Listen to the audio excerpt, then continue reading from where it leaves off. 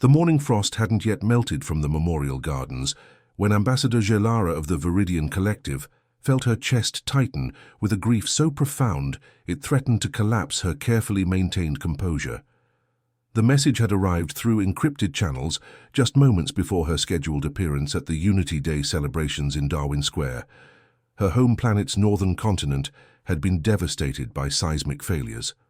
3 million souls gone, including her clutch sister and her entire family line. She stood before the human-designed fountain, its water dancing in patterns that mimicked zero-gravity spirals, and felt the bioluminescent patterns beneath her translucent skin begin to flicker erratically. Viridians didn't cry tears. Their bodies expressed grief through chromatic shifts and harmonic vibrations that rippled through their crystalline dermal structures. To other Viridians, her distress would be unmistakable. To humans, she hoped she simply appeared unusual. Gelara had spent 17 Earth years mastering diplomatic protocols. She'd learned to suppress the resonance frequencies that accompanied extreme emotion. She'd trained herself to maintain the soft blue-green hues that humans associated with calm and trustworthiness, even when her biology screamed for the deep violets and fractured whites of mourning. She'd represented her people through trade negotiations, territorial disputes, and cultural exchanges without ever allowing her personal feelings to compromise her professional facade. But standing there, in a city square filling with families gathering for celebration, with human children laughing as they chased each other around vendor stalls, selling crystallized sugar sculptures and warm pastries, the weight of protocol felt suddenly impossibly crushing. Her people were dying. Her world was literally breaking apart along geological seams that scientists had promised were stable for another 10,000 cycles, and she was expected to smile, to present the Viridian Collective's ceremonial gift to the Earth Ambassador, to make pleasant conversation about trade agreements and cultural exchange programs. The chromatic failure began at her fingertips, deep indigo spreading like spilled ink, followed by sharp, prismatic fractures of white that cascaded up her arms. She felt the subsonic hum building in her chest, the grief song that would resonate across any crystalline structure within 100 meters. In 17 years, she had never lost control like this, not once. But the message had been so clinical, so precise in its devastation. Seismic event classification Omega. Northern continent structural integrity compromised. Estimated casualties 3.2 million. Recovery operations suspended due to ongoing instability. Standby for evacuation protocols. Her clutch sister, Therina, had been a geological engineer, ironically enough. She'd spent her life studying the very fault lines that had killed her. Gelara imagined her in those final moments, understanding exactly what was happening, knowing there was no escape. Did she think of Gelara?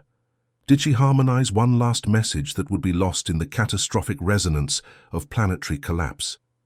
The ambassador's legs, digitigrade and elegant, designed for navigating the vertical crystal cities of her homeworld, trembled. She gripped the fountain's edge, feeling the stone grow warm beneath her touch as her body temperature spiked with emotional overload. The bioluminescence was spreading faster now, her skin cycling through colors she couldn't control. Grief indigo, shock white, rage crimson, despair violet. Her carefully maintained humanoid silhouette was beginning to shift as well, her shoulders drawing up and back in a defensive posture that made her appear more angular, more alien. Around her, humans were beginning to notice. She felt their curious gazes, heard the change in conversational tones. Somewhere a security officer was probably already moving toward her, concerned about the alien diplomat who appeared to be malfunctioning in the middle of a public celebration. Gelara tried to force the colors back, to breathe in the measured pattern her diplomatic trainer had taught her, but the grief was too immediate, too vast. A small voice cut through her spiraling thoughts. "Daddy, why is that blue lady crying?" Gelara's head turned automatically toward the sound. A human child, female, perhaps 4 or 5 Earth years old, stood about 3 meters away, one small hand gripping her father's fingers while the other pointed directly at the ambassador.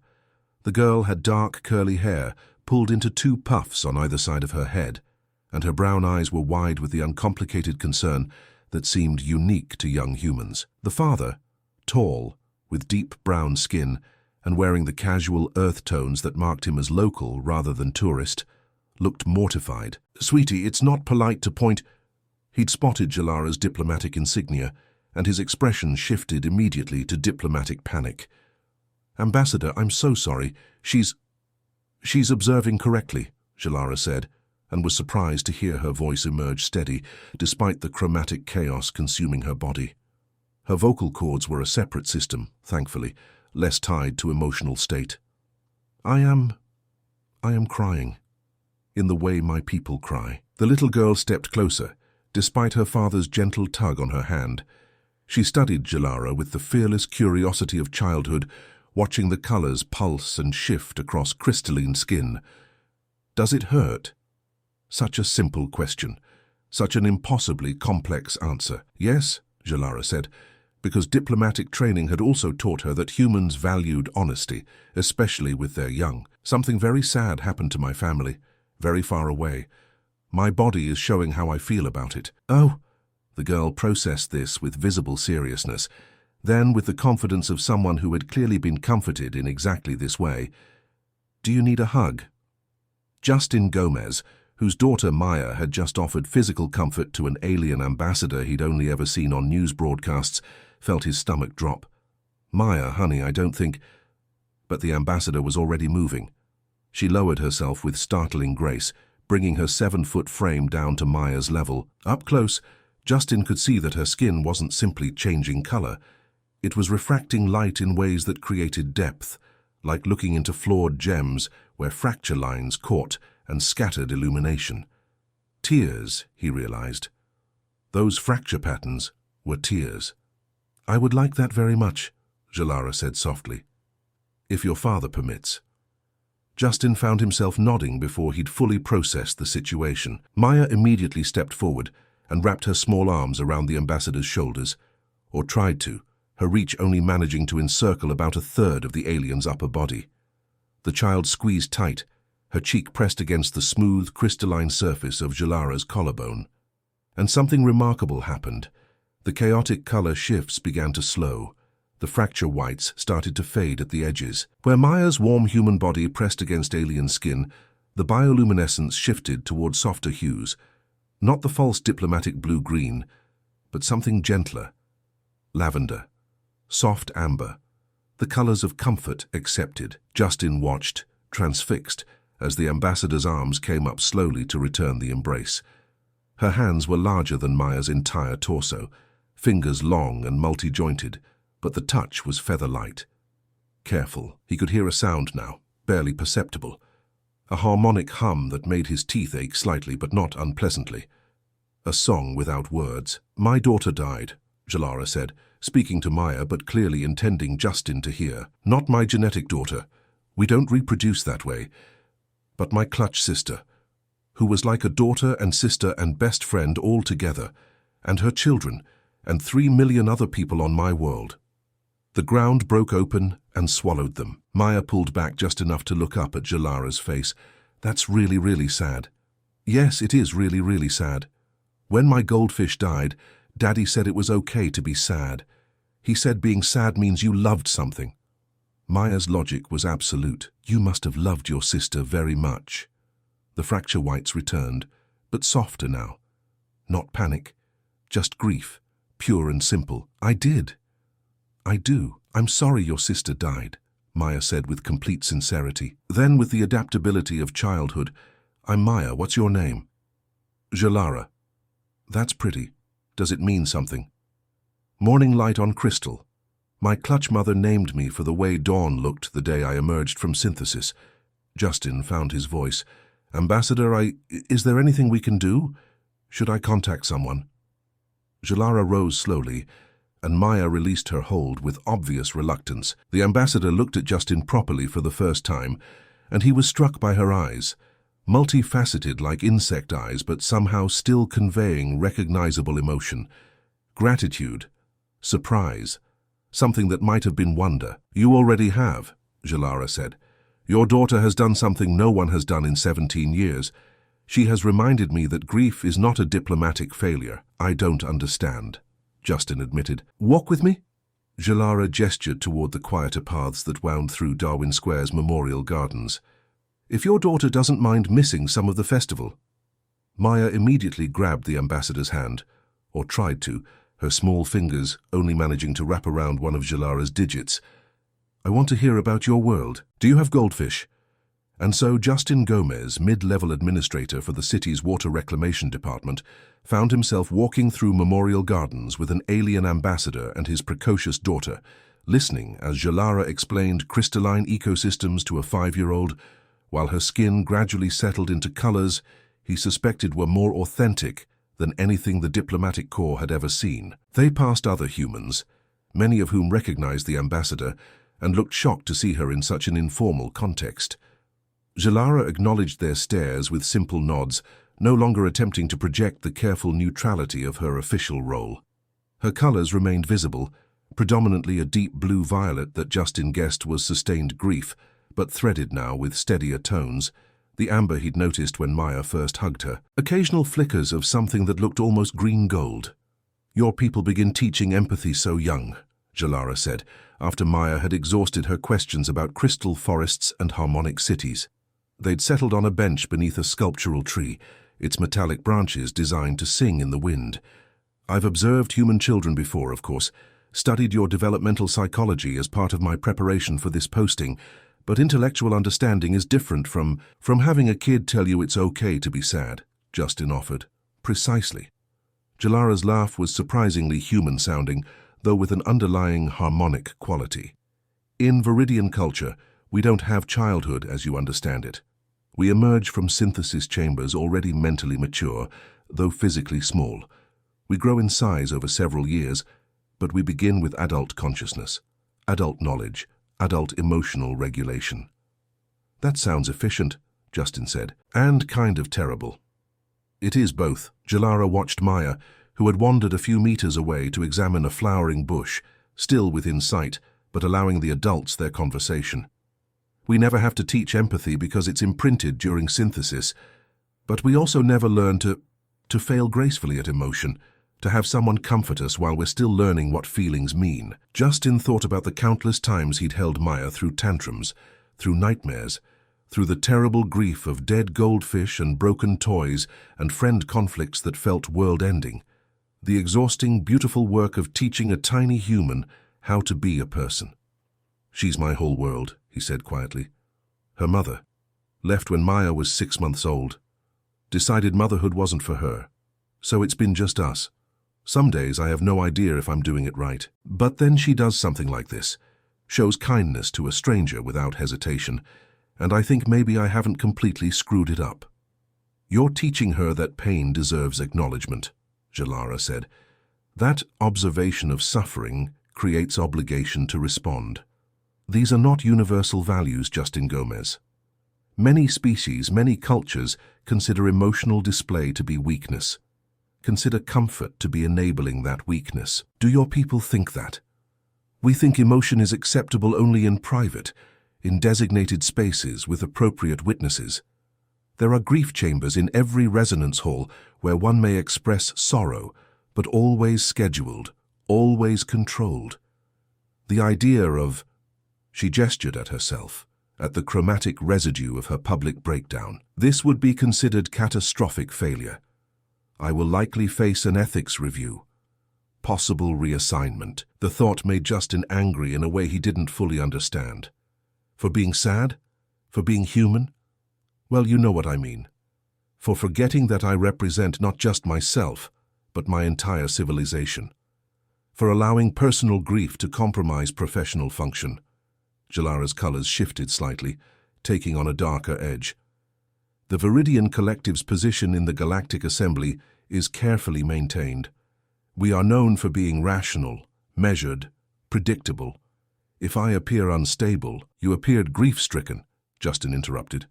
And anyone who thinks that's the same as unstable is an idiot, diplomat or not. Jalara's colors flickered in a pattern Justin was beginning to recognize as amusement. Your daughter has your directness.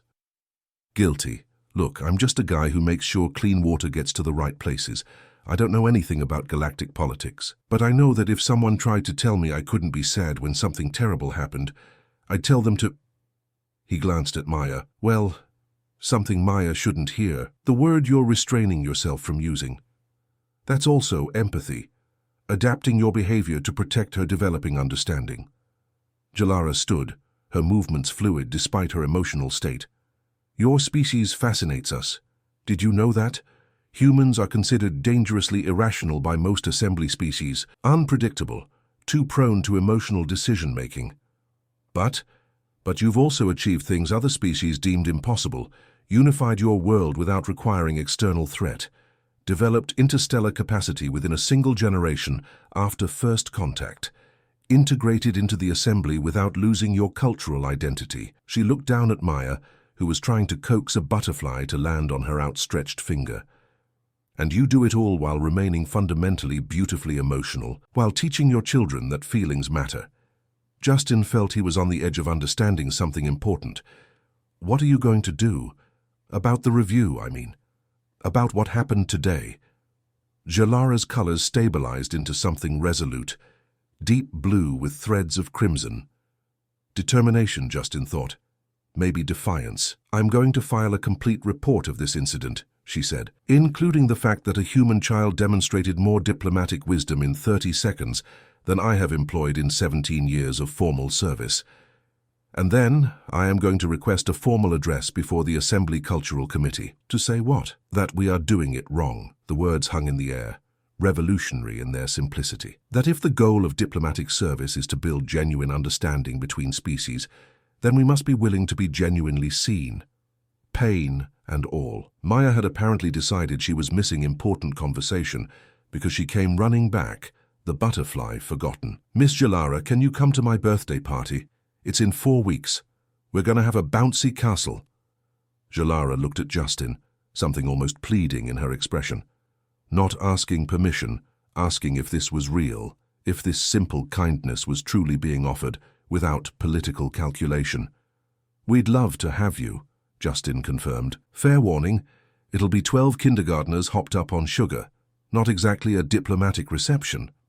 It sounds perfect, Jalara said, and her colors bloomed into something that looked unmistakably like joy. I accept with gratitude. Angela Carter, Earth's ambassador to the Viridian Collective, found Justin Gomez 3 hours later through a combination of security footage review and increasingly frantic communication with Darwin Square's coordination center. She'd been in an emergency session when news of Jalara's very public emotional display had reached her, and she'd spent the subsequent hours trying to manage what she'd assumed would be a significant diplomatic incident. Instead, she found the Viridian ambassador sitting on a playground bench, watching Justin's daughter teach her the proper technique for pumping one's legs on a swing set. "Higher!" Maya shrieked, her arc reaching impressive altitude. "The gravitational coefficient suggests you are approaching maximum safe amplitude," Jalara called back. But she was laughing, actually laughing, her colors cycling through patterns that Angela's xenopsychology training suggested were pure delight. Angela cleared her throat. Both Justin and Jalara turned, and Angela watched the Viridian ambassador's expression shift. Not back to diplomatic neutrality. She didn't try to hide the colors still pulsing across her skin, but into something more formal. Prepared. Ambassador Carter, I expected you would locate me eventually. Ambassador Jalara, I heard about the tragedy on your homeworld. Earth extends its deepest sympathies and offers any aid your people require. Thank you. I will relay the offer to my government. Professional. Correct. But Jalara didn't stand, didn't move away from the playground. I assume you're here to discuss my conduct this morning. I'm here to make sure you're all right, Angela said and meant it. Then, because honesty seemed to be the order of the day. And yes, also to assess any diplomatic fallout. The Viridian Embassy has been receiving communication requests. Some of the other Assembly Species ambassadors want clarification about your status. They want to know if I'm compromised, if Earth has somehow manipulated me. Jalara's colors flickered with something sharp. Or they want to use this as evidence that Viridians are as unstable as any lesser species. Some of them, yes. Angela sat down on the bench, leaving appropriate space. But others...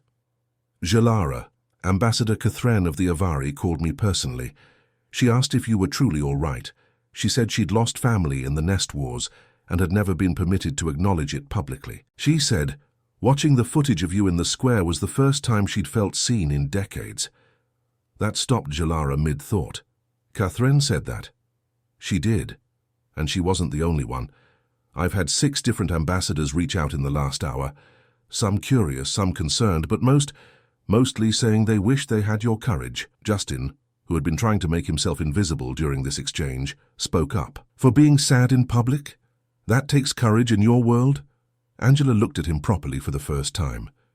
You're Justin Gomez, the one who... She gestured vaguely. My daughter asked why the blue lady was crying, Justin said flatly. That's it. That's the extent of my involvement in whatever diplomatic situation this is. That is not the extent, Jalara interjected.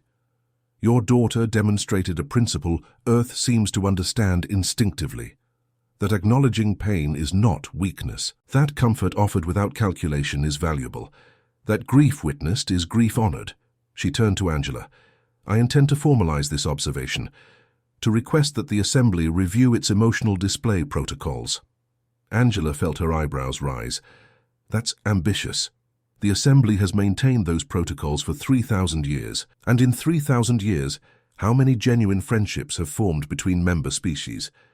How many true alliances built on understanding rather than strategic necessity? Jalara stood now, her full height impressive, her colors resolving into determined patterns. We share technology, we coordinate territorial boundaries, we engage in cultural exchange programs. But do we actually connect? Do we see each other as people or just as representatives of political entities? You're proposing what exactly? Angela asked, though she was starting to suspect she knew.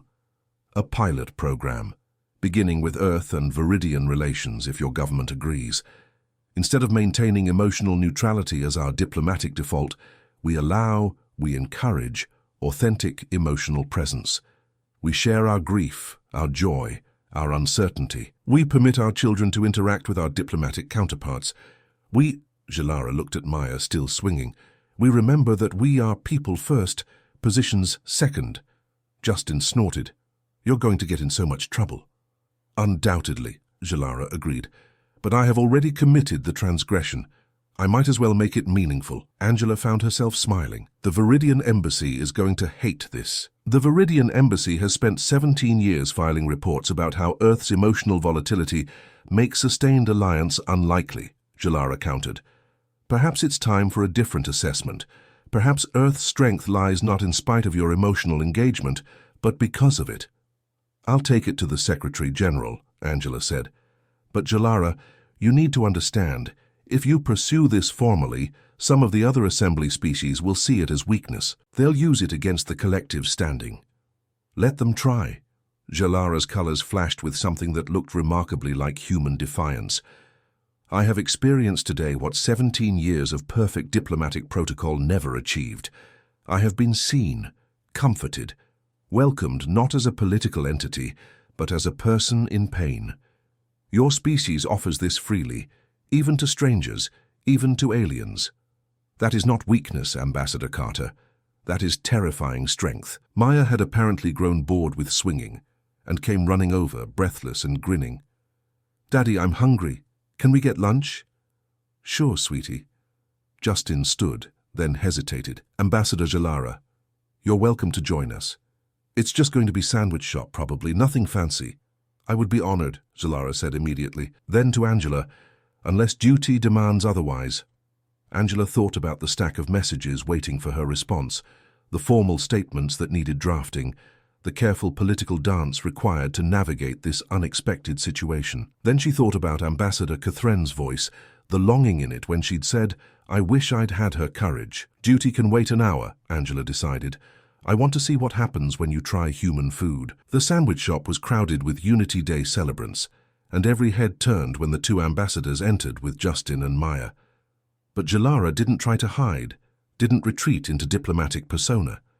She studied the menu board with genuine curiosity, asked Maya for recommendations, laughed when the 5-year-old insisted that peanut butter and jelly was the best sandwich in the whole universe. They sat at a cramped corner table, and Jalara attempted to navigate the mechanics of handheld food with limited success. Her colors shifted with embarrassment when jelly dripped onto her diplomatic sash, but Maya just giggled and showed her how to use extra napkins. "My people don't eat solid food," Jalara explained, carefully attempting another bite. "We absorb nutrients through specialized membranes. But taste, the concept of flavor, this is fascinating. Do you like it?" Maya asked seriously. Jalara considered. "I think I am experiencing what you would call sweetness. It is pleasant, unexpected, rather like this entire day." Angela watched this interaction while trying to mentally draft the report she'd have to file. A Viridian ambassador eating peanut butter and jelly in a public sandwich shop, her diplomatic sash stained with grape jelly, her colors cycling through patterns that her own species would find horrifyingly unprofessional. And somehow it was the most successful piece of cultural diplomacy Angela had witnessed in years. Other patrons were recording on their personal devices, of course. By evening, the footage would be everywhere. Jalara in the square, colors fracturing with grief, a child offering comfort. And now this, an ambassador discovering sandwiches, laughing at her own mess, completely and utterly present. "You know this changes everything," Angela said quietly, while Maya was explaining the difference between crunchy and smooth peanut butter with passionate intensity. Jalara nodded. "I know. The collective's carefully maintained reputation for rationality. My career. Possibly the Viridian position in the assembly." She took another bite of sandwich, colors flickering with determined satisfaction. "But I cannot unfeel what I felt this morning. Cannot unknown what your species has shown me. If that means starting over, then I start over." "The Secretary General will support you," Angela said. "Earth has never been comfortable with the Assembly's emotional suppression protocols. We've just been too new to challenge them directly. And now, you have an ally who was foolish enough to cry in public, or brave enough." Angela raised her coffee cup in salute. "To diplomatic incidents." Jalara carefully lifted her cup. Water, since her physiology couldn't process caffeine. "To human children who ask better questions than we do." Maya, catching the gesture if not the full context, raised her juice box. "To new friends," Justin clinked his cup against his daughter's juice box, then the ambassador's drinks. "To whatever the hell happens next." What happened next began with a video that went viral within hours. Not the official footage from Darwin Square's security systems, but shaky smartphone recordings from dozens of angles. Jalara's colors shifting through grief spectrum. Maya's small voice asking why the blue lady was crying. The embrace that followed, and the visible change in the ambassador's bioluminescence as human comfort created alien healing. By evening, the hashtag "Why is she crying?" was trending across human networks. By the next morning, it had spread to several allied species communication platforms. The Avari ambassador Catherine recorded a response video, her feathers deliberately displayed in mourning colors, speaking publicly for the first time about the family she'd lost 40 years ago. A draconian junior diplomat posted about the hatchling sibling he'd been forbidden to acknowledge after a political assassination. The dam was breaking. The Viridian Collective's response came within 48 hours, a formal request for Ambassador Jalara's return for consultation regarding diplomatic conduct. Angela helped her pack, grimly aware this might be the end of what had barely begun. "They may reassign me," Jalara said, carefully folding the jelly-stained sash. She'd refused to have it cleaned. "Or retire me entirely from diplomatic service. Or promote you," Angela suggested, though she didn't quite believe it. Unlikely. Jalara's colors were subdued but stable, not suppressed. She'd apparently decided to stop forcing the false calm that had defined her earlier work. But necessary. The collective needs to make its official position clear. Justin and Maya came to see her off at the spaceport. Maya carried a carefully wrapped drawing. Jalara, as she'd looked in the square, colors and all, with a child's hand reaching up to offer comfort. "So you don't forget," Maya explained seriously. "I could never forget," Jalara said, accepting the drawing like a state treasure. "You changed everything, little one. You and your father." "Will you come back?" Maya asked. "For my birthday?" "I will try." Jalara looked at Justin. "Whatever happens, please know. You gave me something my people thought they had trained out of us. Permission to be imperfect. Thank you. Just be yourself," Justin said. "Seems to work pretty well." Jalara departed on an evening transport, her colors visible through the viewport until the ship accelerated beyond visual range. Angela stood with Justin and Maya, watching the sky, wondering if they'd just witnessed a diplomatic revolution or a diplomatic casualty. The answer came 3 weeks later. Angela was in a coordination meeting when her assistant interrupted, tablet extended with shaking hands. "You need to see this. The collective has issued a statement." On screen, Jalara stood in what was clearly a formal Viridian governmental setting, a resonance chamber where light refracted through crystal walls in hypnotic patterns. But she wasn't alone. Flanking her were members of the collective's Synthesis Council, the highest governmental body. And her colors were not neutral, not suppressed. They pulsed with what Angela's training identified as determination, hope, and yes, still threaded through everything, grief. The Viridian Collective acknowledges the recent events involving Ambassador Jalara's public emotional display. The lead counselor began, their colors formal but not hostile. After extensive consultation, analysis of interspecies response, and consideration of long-term diplomatic strategy, we announce the following. Ambassador Jalara's actions are hereby recognized not as diplomatic failure, but as diplomatic innovation. Angela felt her breath catch. The counselor continued, "For 3,000 years, the Galactic Assembly has operated under protocols that prioritize emotional suppression in service of rational negotiation. These protocols have created stability. They have prevented countless conflicts rooted in emotional misunderstanding, but they have also created distance, prevented genuine alliance, limited our collective potential by demanding we interact not as people, but as programmed representatives." Jalara stepped forward. The Viridian Collective proposes a pilot program of authentic diplomatic engagement. Beginning with Earth, as our newest assembly members and our natural partners in this experiment, we will develop new protocols that honor emotional presence while maintaining professional standards. We will teach our diplomats not to suppress feelings, but to communicate them across species barriers. We will remember that we serve not abstract political entities, but living beings who experience joy and grief and hope. The lead counselor's colors shifted to something that looked almost warm. Our ambassador experienced devastating loss and allowed a human child to witness that loss. In doing so, she revealed a truth we had forgotten. Grief acknowledged is grief shared, and grief shared is the foundation of community. The Viridian Collective chooses community. The feed continued with details, policy frameworks, training programs, ambassador rotations, but Angela stopped listening to the specifics, because Jalara was looking directly into the camera and her colors were pulsing in a pattern that Angela's translator helpfully identified as determined joy. "To Maya," Jalara said, breaking from the formal speech, "I will attend your birthday party. I have secured authorization for a return visit, and I am told bouncy castles are structural challenges worthy of diplomatic study. Thank you for teaching me that the bravest thing we can do is allow others to see us truly. I am still learning. We are all still learning.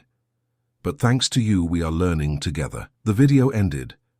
Angela's office sat in stunned silence. Then someone started clapping. Then everyone. A standing ovation for a 5-year-old girl who'd asked a simple question and accidentally changed galactic diplomatic protocol forever. Angela immediately called Justin. "Did you see?" "We saw." Maya's voice, high and excited, came through the connection. "Miss Jalara is coming to my party. Daddy said she might not, but she is." "She is," Angela confirmed. "And Maya, what you did, what you asked her in the square, that was really important. You helped a lot of people." "I just wanted to know why she was sad," Maya said, confused. "That's what you're supposed to ask, right, Daddy?" Justin's voice, warm with barely suppressed emotion.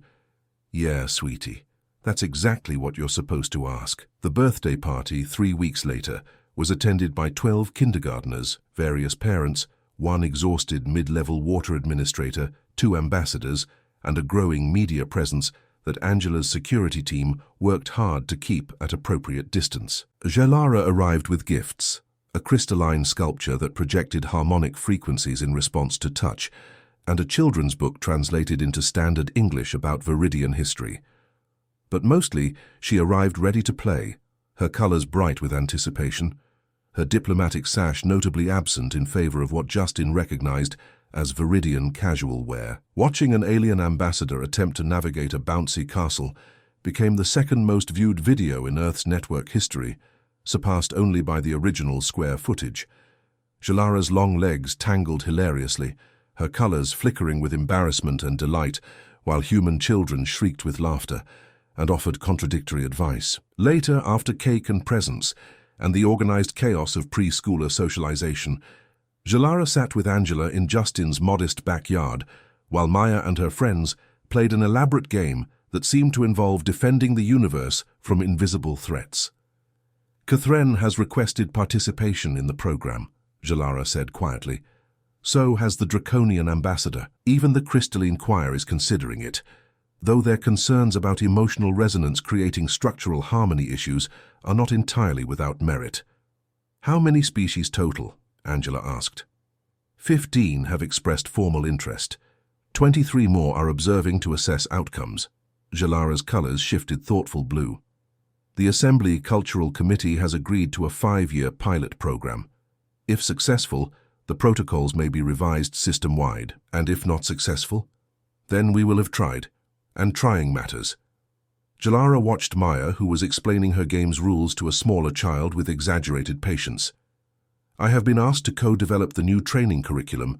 They want me to teach other diplomats how to be present, authentic, vulnerable when appropriate. That's incredible, Jalara. It's terrifying, the Viridian corrected. I still don't know what I'm doing. I only know that hiding doesn't work. That pretending to be unaffected by devastating loss doesn't make me stronger. It just makes me alone. Her colors shifted to include warm amber threads. Your species has this figured out already. You teach it to your children before they can write their own names. Are you okay? Do you need help? I'm sorry you're sad. Basic empathy as foundational education. Angela thought about her own childhood, the countless small lessons in caring that she'd absorbed without conscious effort. I suppose we do, we just never thought of it as particularly special, because you're surrounded by it. But to species like mine, who design empathy into synthesis programming rather than teaching it through experience, what you do is revolutionary, and it's working. Your children are more emotionally intelligent at 5 years old than some of our diplomats at 50 years of service. Justin emerged from the house carrying fresh drinks, looking pleasantly exhausted. 2 more hours until parents start picking up their kids, he announced. I think we're actually going to survive this. Maya chose that moment to come running over, grass-stained and glowing with exertion. Miss Jalara, come see the fort we made. You can be the alien queen. I am already an alien, Jalara pointed out, amused. But you have to pretend to be an alien queen who needs protecting from space pirates. Maya tugged at Jalara's hand impatiently. Come on! Jalara allowed herself to be pulled toward the elaborate pillow and blanket construction the children had created. I accept this diplomatic mission, she said seriously, though I should note that Viridian queens are historically quite capable of protecting themselves. Well, this queen needs help because that's the game, Maya insisted. Angela and Justin watched the Viridian ambassador fold herself into a child-sized blanket fort, her colors bright with joy, her diplomatic career revolutionized by a simple question asked at exactly the right moment. Your daughter changed the galaxy, Angela said. She asked why someone was sad, Justin replied. The galaxy did the rest. Maybe that's enough. Maybe that's everything. Maya's voice drifted from the fort. And then the brave knight, that's me, says to the queen, don't worry, I'll protect you. And you say, thank you for seeing me. Inside the fort, Jalara's colors flickered warm. Thank you for seeing me, she repeated softly, not just playing the game. That's perfect, Maya declared, and somewhere in the space between kindergarten games and galactic politics, between a child's simple empathy and an ambassador's courageous vulnerability, protocols that had stood for 3,000 years began to bend towards something new, something human.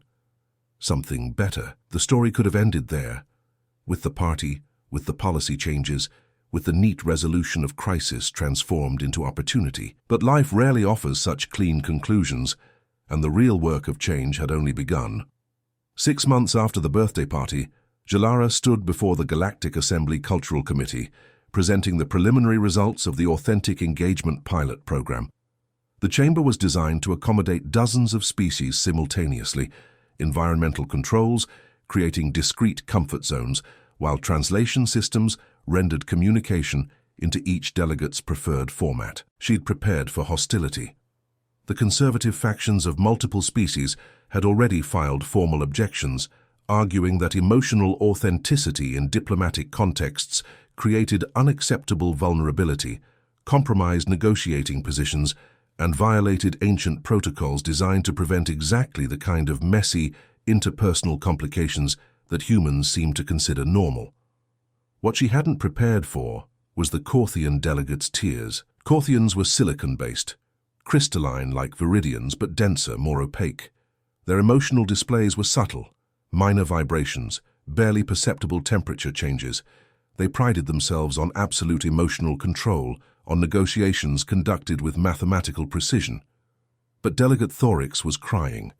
The silicon compound of their tear ducts was producing droplets that caught the chamber's light like falling diamonds. "I have served the Corthian people for 93 cycles," Thorix said, their voice vibrating with frequencies that translation systems struggled to capture.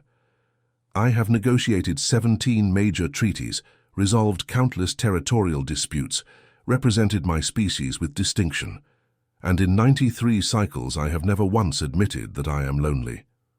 The chamber went silent. The protocols tell us that emotional distance creates clarity, that relationships between diplomats should remain professional, bounded, carefully managed, and perhaps for some species this works.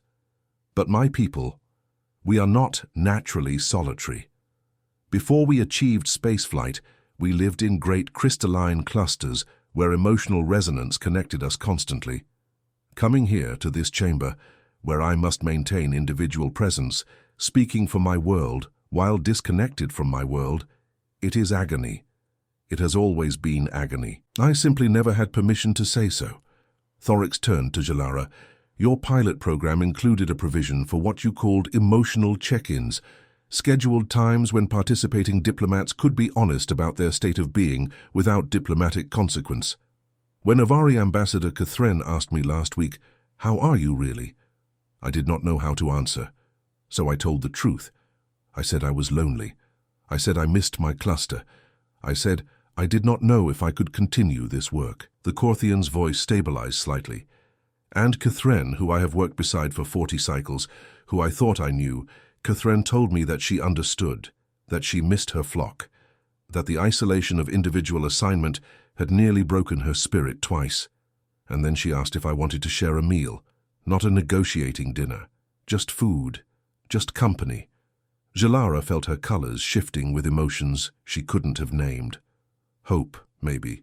Vindication. Grief for all the years Thorix had suffered in silence. "So we ate together," Thorix continued, "and I learned that Catherine has a collection of pressed flowers from every world she's visited, because it helps her feel less far from home. And I told her about my clustermate who died during my first year of service, whose memory I carry but never speak of because personal grief is considered inappropriate in professional contexts." And we cried. Together, two lonely diplomats who had worked in proximity for 4 decades and never known each other at all. The Corthian addressed the full assembly now. "The authentic engagement protocol gave us permission to be people, not representatives, not positions, people.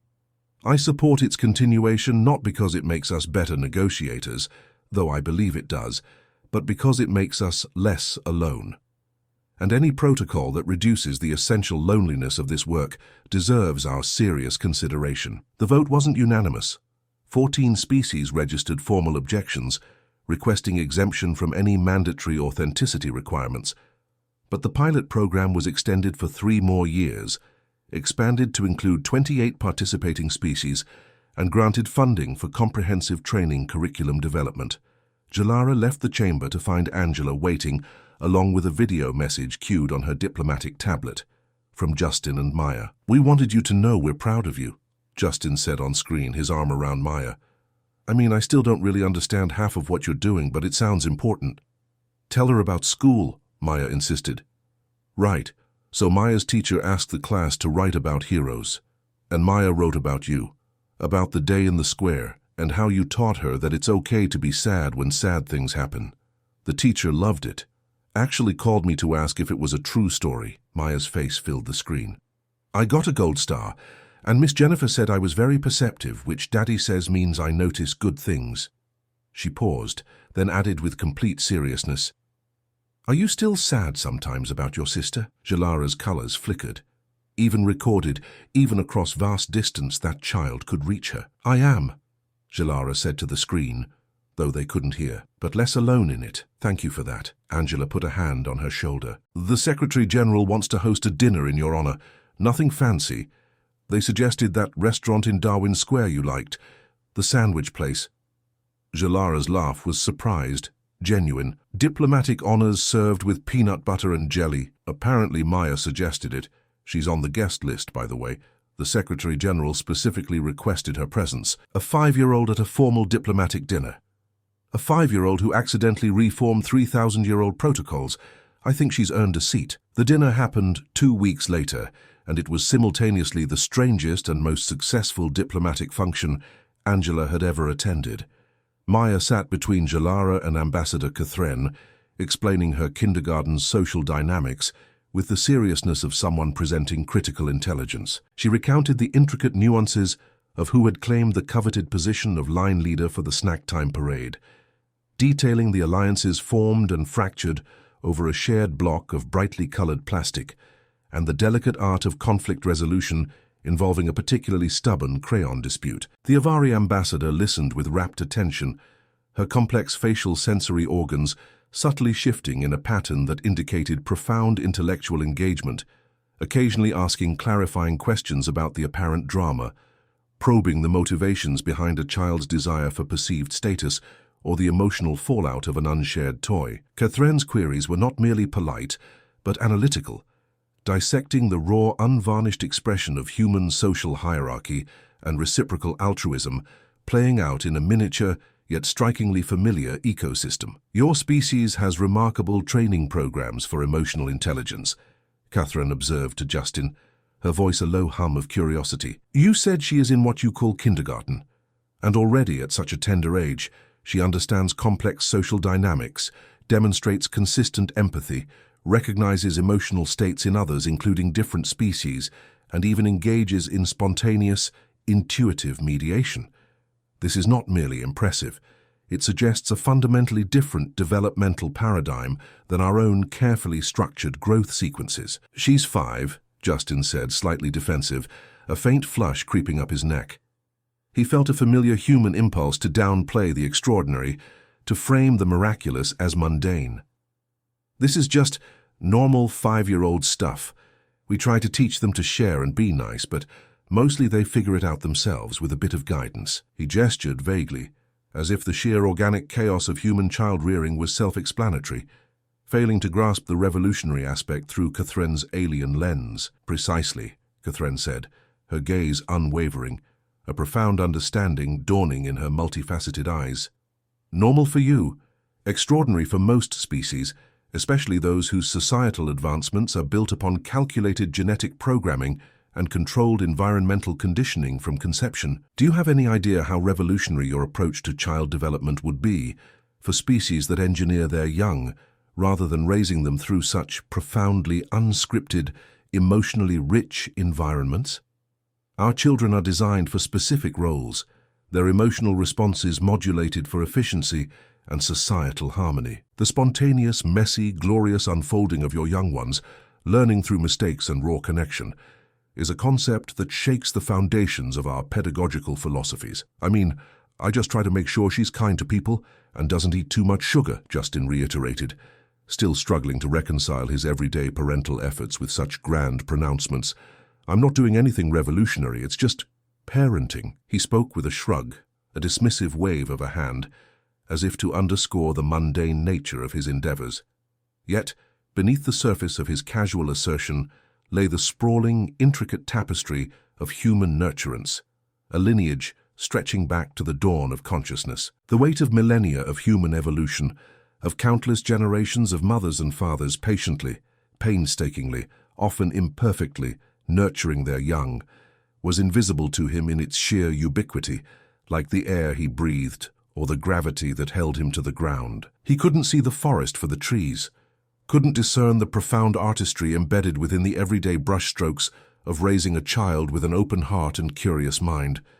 The countless small decisions, the whispered reassurances in the dark, the encouragement of a stumbling first step, the patient explanation of a complex emotion, the gentle guidance towards empathy, each a seemingly minor act, yet cumulatively forming the very bedrock of not just individual character, but also the collective human spirit. He failed to grasp the quiet, constant miracle unfolding in the simple act of fostering genuine selfhood, unburdened by pre-programmed emotional constructs or the dictates of a hyper-rationalized collective.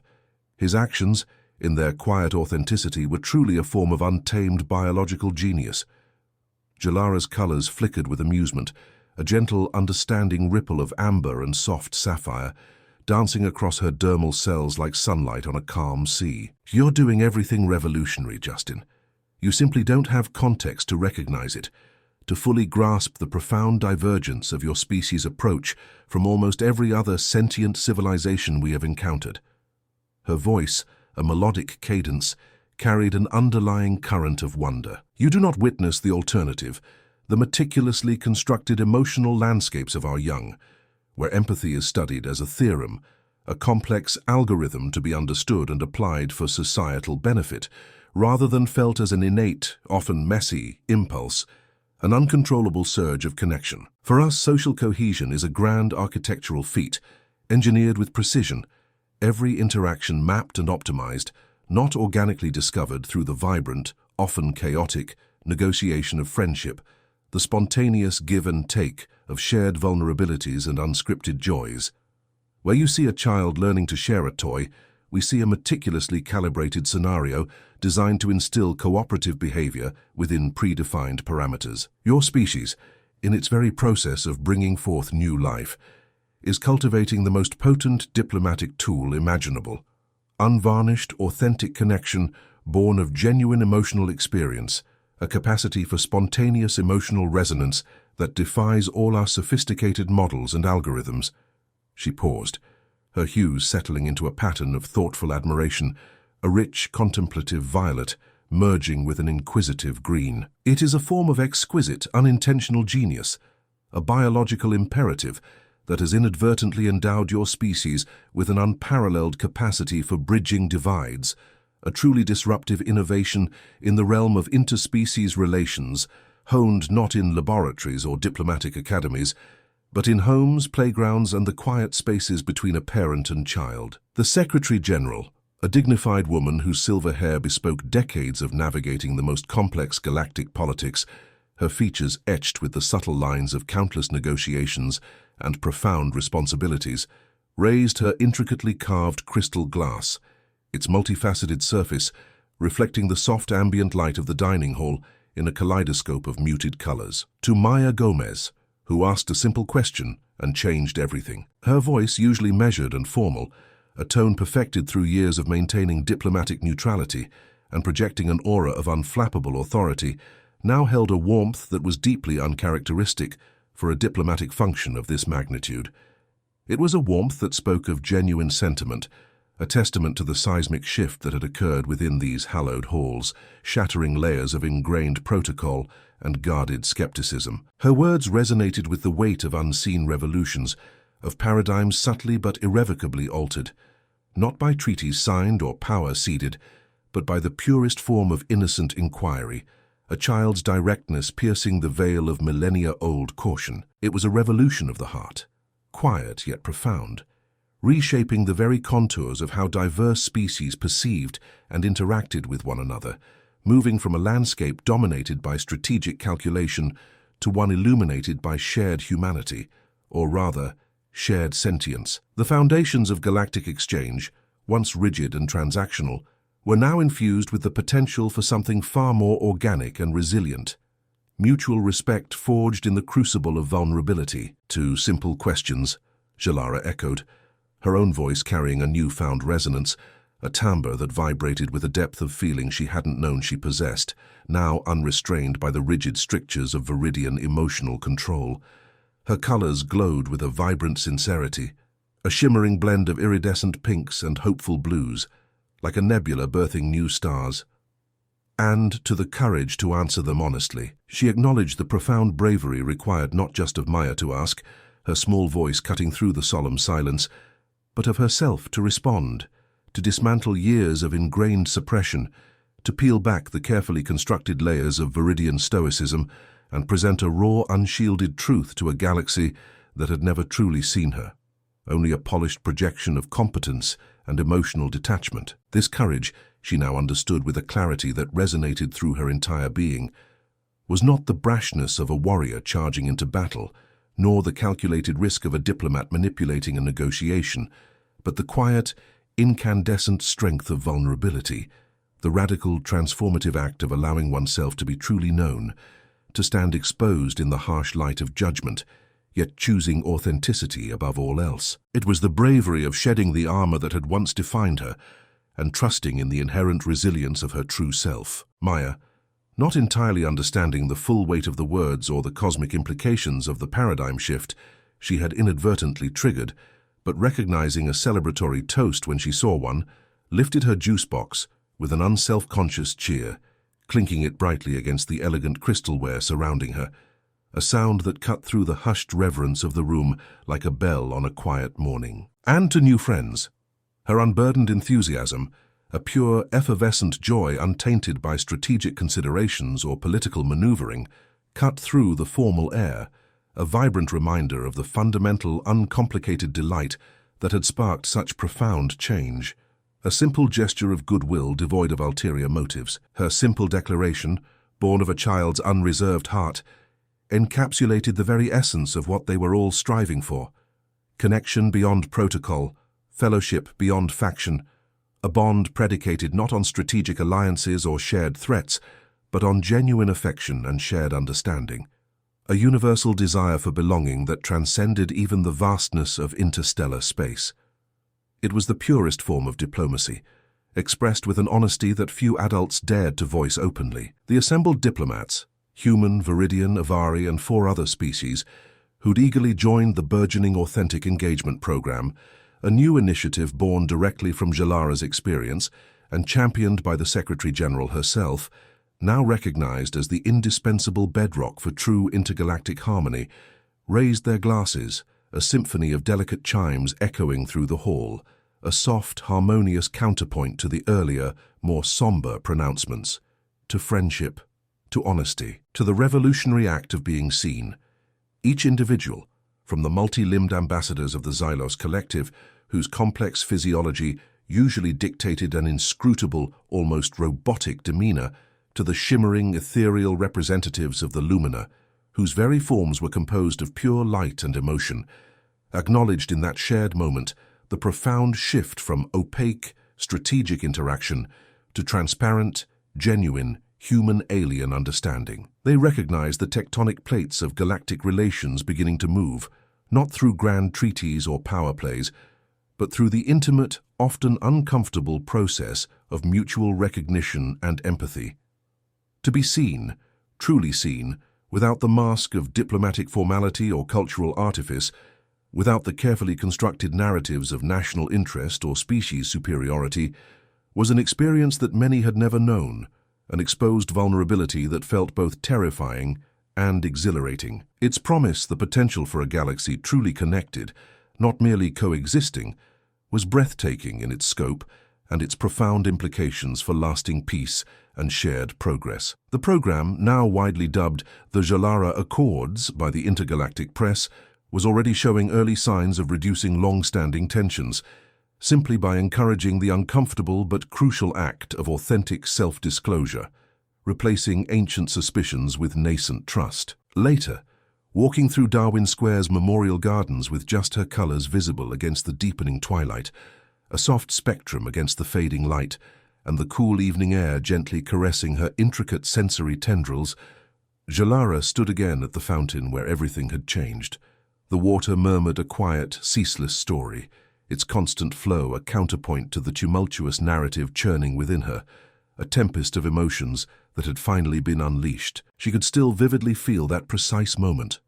the gut-wrenching grief cracking her open, not just emotionally but existentially, laying bare the carefully constructed edifice of her identity, piece by meticulously placed piece. The loss of Therina, amplified by the 3 million others, was a chasm too vast, too absolute to contain within the rigid confines of Viridian emotional discipline, a shattering of 17 years of meticulous control, of an entire lifetime dedicated to the suppression of personal anguish, for the sake of public composure, for the efficient functioning of the collective. The facade had splintered, a crystalline shield disintegrating under an unbearable pressure, revealing the raw, exposed core beneath, a beating, bleeding heart that the Viridian way had taught her to disavow.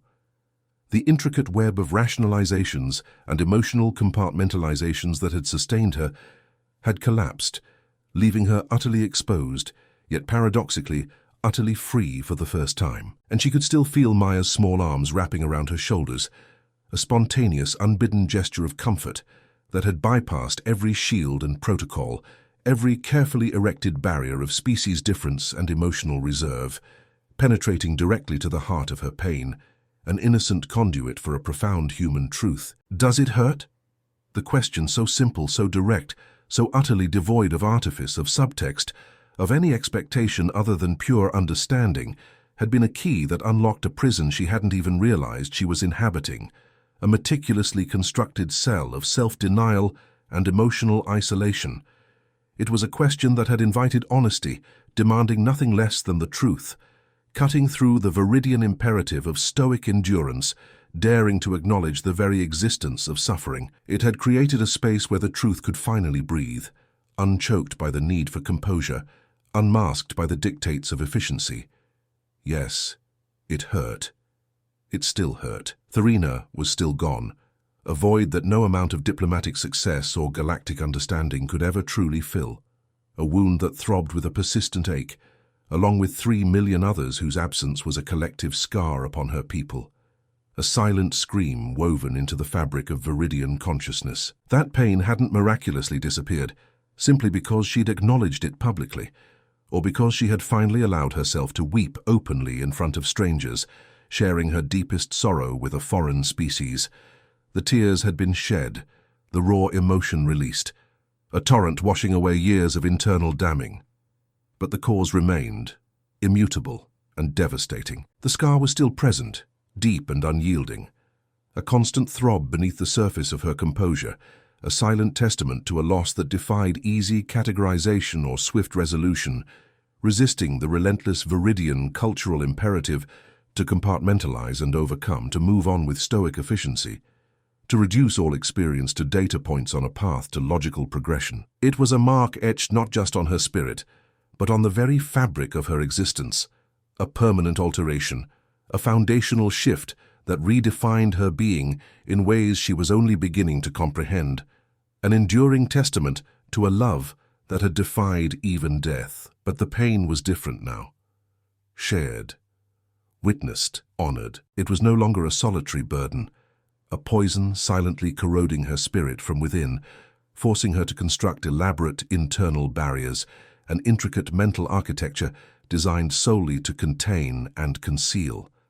The sharing had created a strange, paradoxically strengthening bond, a communal understanding that transcended species and culture, weaving disparate beings into a nascent tapestry of empathy, a shared human-alien experience of universal sorrow. This act of revealing, of exposing the raw nerve of her suffering, had not weakened her but instead anchored her more firmly to the living, breathing universe, connecting her to the vast network of sentient life through the most fundamental of experiences, loss. The witnessing had transformed it from a private shame, something to be meticulously concealed behind layers of protocol and practice detachment, into a universal testament to loss, a reminder that suffering was a profound and unavoidable part of the vibrant, sometimes brutal tapestry of existence, not an aberration to be meticulously hidden or pathologized.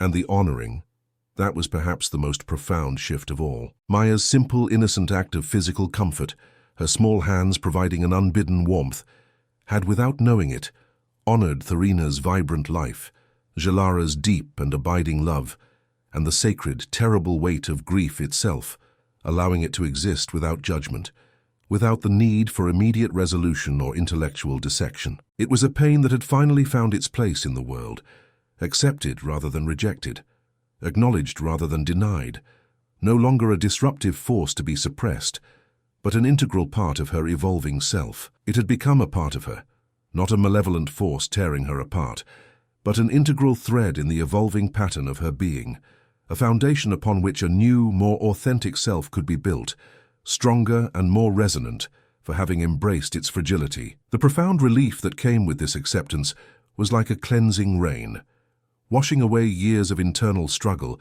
replacing it with a quiet, powerful sense of belonging. She realized then that true strength did not lie in the absence of pain, but in the courage to carry it openly, to allow others to see its indelible mark, and through that shared seeing, to transform it from a burden into a bridge. Her communicator chimed, a soft, melodious tone cutting through the tranquility of the garden, a gentle counterpoint to the rustling leaves and the distant murmur of the city, a tangible link back to the administrative duties she had briefly set aside. A message from the Viridian Synthesis Council. They'd received 847 applications for the next diplomatic training cycle, a 300% increase over previous years. The numbers themselves were staggering, a data point that spoke volumes about the shifting tides within Viridian society, a silent yet powerful rebellion against the old ways of emotional suppression and rigid adherence to logic above all else, a collective yearning for a more holistic existence. It indicated a deep, pervasive yearning for something more, a readiness to explore the very human qualities that had once been dismissed as liabilities, as inefficient distractions from objective truth, as impediments to progress. This unprecedented influx of applicants, seeking to learn the very skills Jalara had inadvertently championed, the nuances of emotional intelligence and authentic connection, was a direct, undeniable consequence of her televised moment of vulnerability, a cultural ripple effect spreading through Viridian consciousness. The message included a personal note,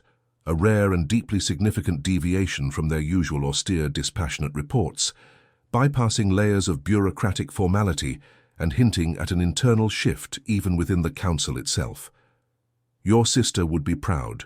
We are proud. The words, so concise yet so laden with meaning, caused Jalara's internal sensorium to flare with a complex medley of sensations, a surge of poignant memory, the ghost of Tharina's laughter, intertwined with a profound sense of validation, a wave of recognition washing over her. The acknowledgement from her people, from the very institution that had shaped her, and in some ways confined her within its rigid structures, was a validation she hadn't consciously sought, but desperately needed, like a thirsty plant finally receiving rain. It was proof that her personal revolution was indeed rippling outward, touching the hearts and minds of her own kind, beginning to dismantle the deeply entrenched cultural norms that had kept them isolated even within their collective, preventing true unity by fearing individual expression and demanding a conformity that had stifled innovation of the spirit. It was a testament to the fact that even the most rigid structures could yield to the persistent force of authentic emotion,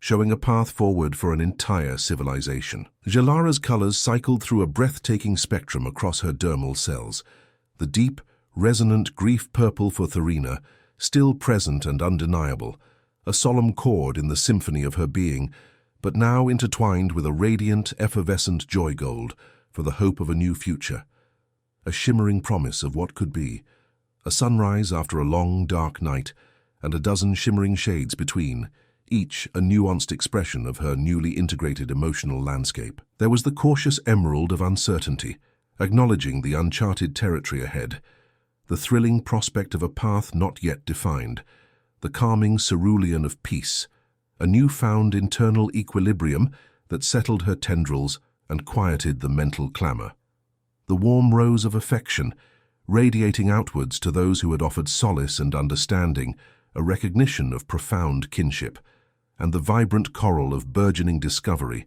reflecting her own internal exploration, the delightful revelation of hidden depths within herself. It was a living tapestry of emotion, openly displayed, a symphony of feelings that would have been unthinkable just weeks prior, a bold defiance of Viridian traditions of emotional neutrality and stoic efficiency. She recorded a response message to the Council, carefully articulating her insights into the human approach to diplomacy and emotional intelligence, offering a vision for a future where Viridian protocols could be infused with authentic connection, where empathy could be a strategic asset rather than a perceived weakness, where the strength of collective logic could be amplified, not diluted, by the richness of individual feeling. Then, with a flicker of anticipatory warmth, a gentle flutter in her internal energy field, a lightness she hadn't known her core could hold, she recorded another, a personal one, for Maya, knowing the child would see it later, perhaps over a bowl of human cereal.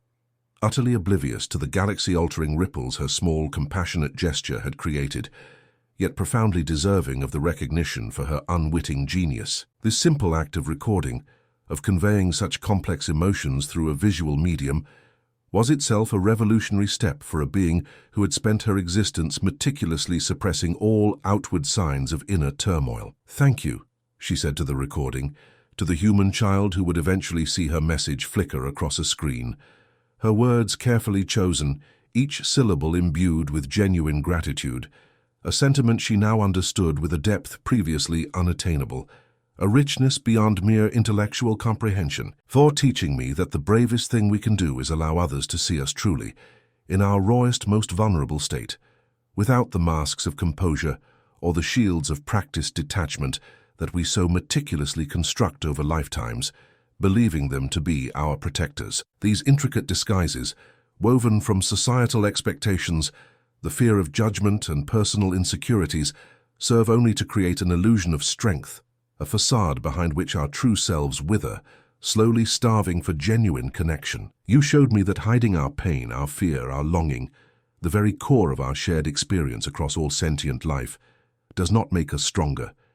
Instead, it isolates us, building invisible walls where bridges are desperately needed, creating chasms of silence that no amount of technological innovation, no matter how advanced, can span. For showing me that empathy begins not with complex algorithms or intricate diplomatic strategies, designed to predict and manipulate, to gain an advantage or forestall perceived threats in a zero-sum game of galactic politics, but with simple questions, asked with pure intention, untainted by ulterior motives or hidden agendas, devoid of the calculating rationale that had long dominated interspecies interactions. It is in the sincere, "Are you okay?"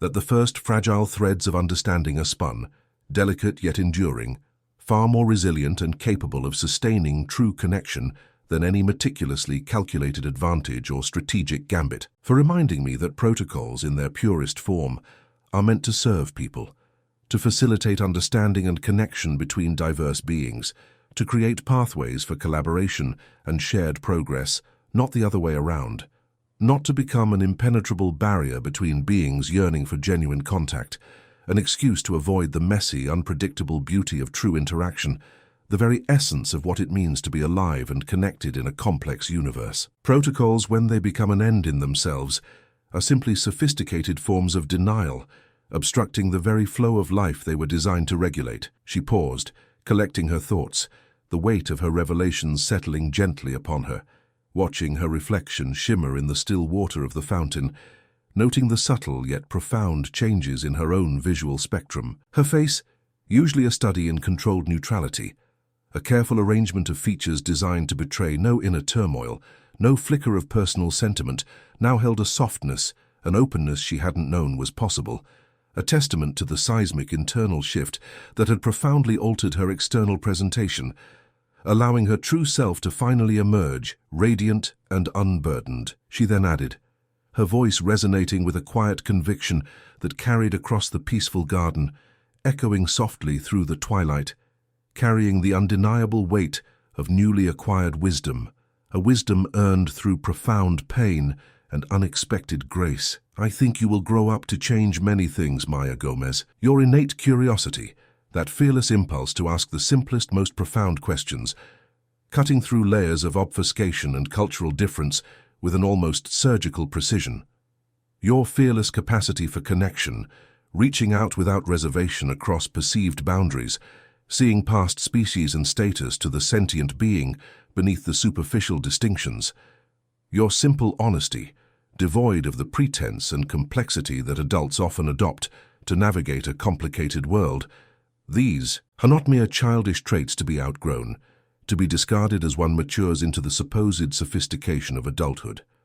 On the contrary, these are fundamental forces that will shape worlds, powerful catalysts that will bend the arc of galactic history towards greater understanding and genuine collaboration, away from the stale inertia of suspicion and isolation. But know that you have already changed the most important thing of all, not just for me personally, by unshackling a lifetime of suppressed emotion and showing me the liberating power of vulnerability, but also for my people, the Viridians, whose very foundation of existence has been subtly but irrevocably altered by the ripples of your simple compassion. And perhaps if the nascent Zilara Accords program thrives, as I believe it will, you have laid the groundwork for many others across the galaxy, who, like my people, have long sought to understand what it truly means to connect, not just intellectually, but from the very core of their being. You have shown us all that the most powerful force in the universe is not found in grand engines of war or intricate diplomatic stratagems, but in the unshielded, open heart of a child.